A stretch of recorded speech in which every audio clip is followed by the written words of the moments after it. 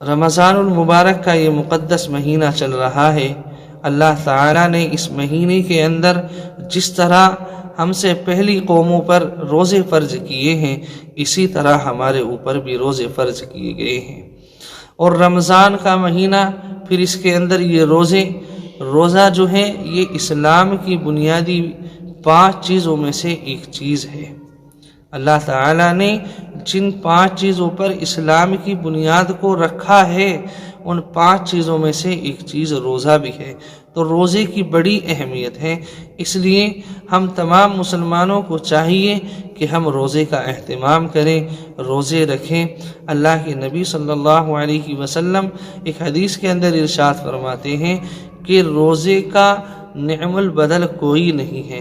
مثلا کسی انسان نے روزے کو بغیر کسی عذر کے، یعنی کوئی پریشانی کوئی بیماری اس کے سامنے نہیں تھی، لیکن جان بوجھ کر اس نے پھر بھی روزے کو چھوڑ دیا، اب وہ زمانے بھر روزے رکھتا رہے، اس ایک روزے کا نعم البدل نہیں ہو سکتا ہے۔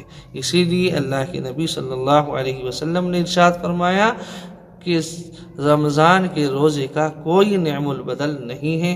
اس لیے آپ تمام لوگوں سے گزارش ہے کہ اللہ تعالی ہمیں بھی آپ کو بھی رمضان کے مہینے کی قدر کریں۔